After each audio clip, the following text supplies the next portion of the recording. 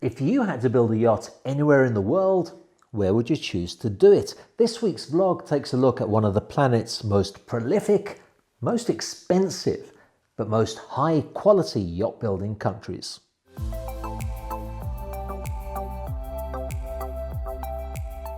I'm talking about Holland, a country with a population of just over 17 million people. Now that's less than the population of the state of Florida, a place where many yacht owners like to keep their yachts, although they would probably prefer to have them built in Holland, where there's an abundance of quality builders.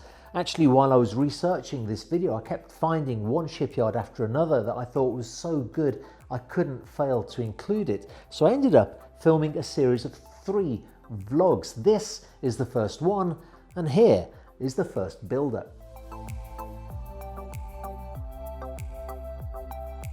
It would be impossible to vlog about Dutch yacht builders without starting with the mighty Feadship. Since 1949, the De Vries and the Van Lent families have been working together to astonish the world with some of the most sensational super yachts the planet has seen. Talk to any yacht owner, any yacht captain, and there is one word that's used over and over again when you speak of Feadship, and that is quality. Recently, I had the honour to represent for sale and then to sell this stunning 55-metre Feadship called Illusion, built in 1983. In spite of the age of the vessel, everybody I spoke to raved about the construction standards in a way that you just never hear of from most other yards.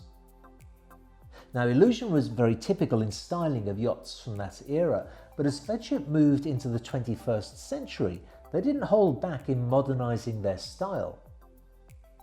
In 2012, they delivered this 78-metre all-aluminium yacht, reportedly for the late Steve Jobs. The very clean and simple lines come from the drawing board of Philip Stark. A similar-sized yacht, the 73-metre Predator, built in 2008, showed a very different styling indeed, and had a very different brief from her owner, since she was built to deliver an impressive 28 knots top speed. In more recent years, Feadship have demonstrated that they really do lead the world in yachting technology, as they showed with the delivery of Savannah, a distinctive looking 83.5-metre yacht that made headlines because of her unique and pioneering hybrid propulsion system that employed a single diesel engine, 3 gensets, batteries, a propeller, azimuthing thruster, and an optimised hull shape. And Feadship do just go from strength to strength, each one of their yachts very unique and very different from the others. Their most recent release, known as Project 814, being a 93-metre super yacht due for delivery early next year. There's just one other thing I have to say about Feadship that actually has nothing to do with their yachts. Their marketing is absolutely sensational. Now, Feadship are a relatively historic brand, and yet their approach to marketing is so young, so vibrant. They even have a very active YouTube channel, and yes, they've done a series of vlogs. Now, I've put a description to their YouTube channel in the link below, but don't go there just yet, because now we're going to talk about Amels.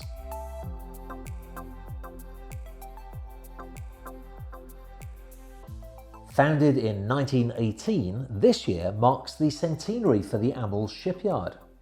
The first true super yacht they delivered, though, was in 1982 with the launch of 48-metre Catalina, a yacht that still looks very stylish today as she sails under her new name of Lady Georgina.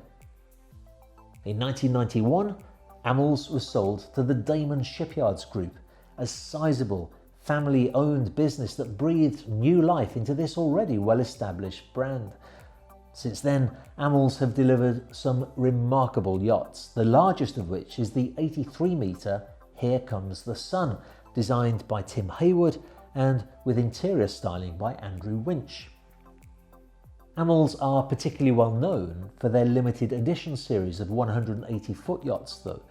Now, I've been on a few of these and I totally understand why they've sold so many of them. At 55 metres in length, these are yachts that offer wonderful accommodation, a remarkable amount of deck space, very elegant lines, and of course that very high standard of engineering and finishing that you would expect from one of Holland's premier yacht builders. My research indicates that Amels have delivered 18 of these yachts to date, so it's safe to say that when an owner wants to resell his vessel, he can be confident that there is a strong market for her and a buyer can be found.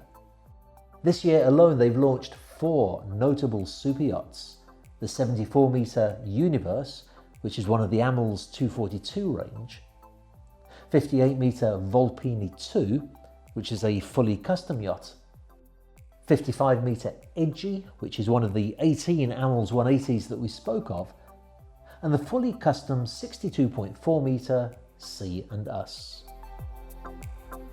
Now, the Damen family are very hands-on in the way that they do business. Buying an Amels yacht means meeting Rose Damen and her father, Damen. And if you want to find out more about them and about their business, I've put a link in the description below to a page on their website which has a series of outstanding videos of Rose speaking with her father about the way that the business has grown. You absolutely have to watch it. But not just yet, because now we're going to talk about possibly the most breathtaking of all the Dutch yards. I'm talking, of course, about Oceanco.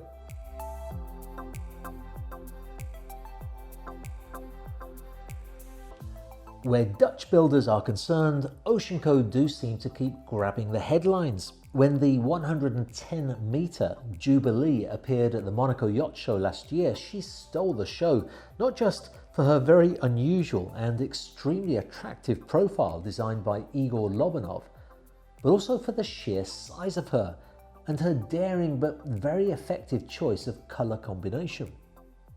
This year was no different, as Oceanco displayed Project Shark that has now been launched under the name Dar.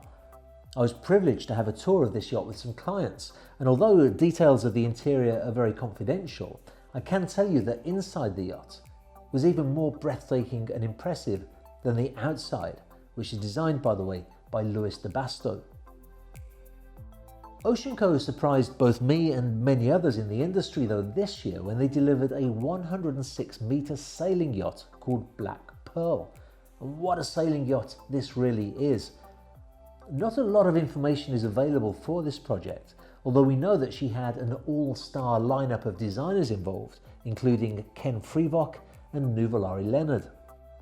The latter of those designers, Nuvolari Leonard, have designed many of Oceanco's iconic yachts over the years. Alfa Nero stands out as just one of them, an 81-metre long vessel with a black hull that was particularly notable for her long aft deck and swimming pool feature, as well as being responsible for the stunning interior design on Dar that I mentioned earlier. Nuvolari Leonard also designed the 86-metre Seven Seas that is reported to be owned by Steven Spielberg, the very distinctive looking 85-metre yacht Vibrant Curiosity, and the 80-metre Amivi that was delivered in 2007.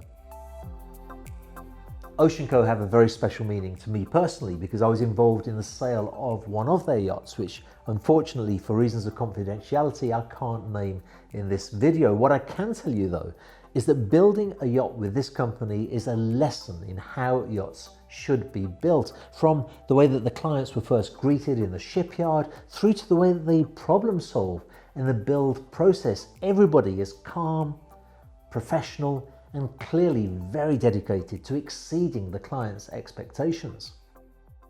The final shipyard that we'll look at in this vlog though is another one that I have a close connection with.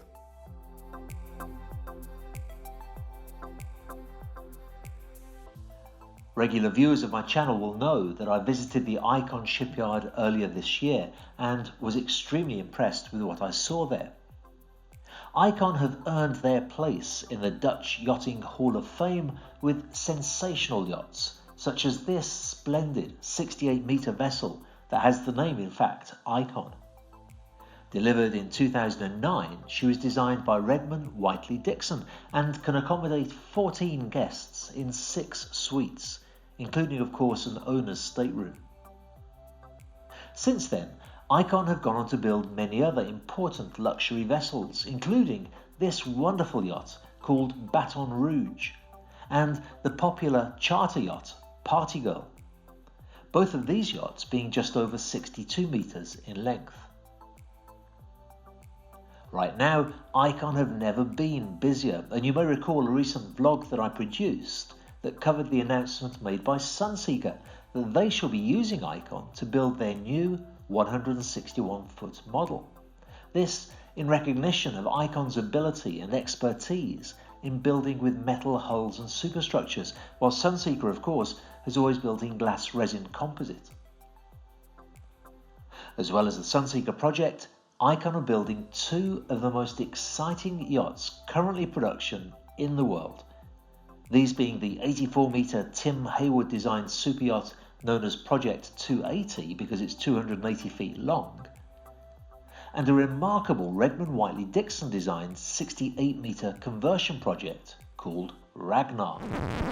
Now, I'm not going to tell you too much about those two yachts right now because I'll be travelling to Icon regularly to produce a video documentary series that follows the construction of those yachts. I'm not saying it's going to be the most exciting thing on YouTube, but if you're into yachts, it's going to be the most exciting thing on YouTube. If you just can't wait for those videos to be published, then you can see the video that I have already published about my trip to Icon by clicking here. And to make sure that you don't miss the documentary series when it is published, you can subscribe to my channel by clicking here. And of course, you'll also see next week's video when I'm talking about Heason Yachts, Moonen, Mulder and Hackfort.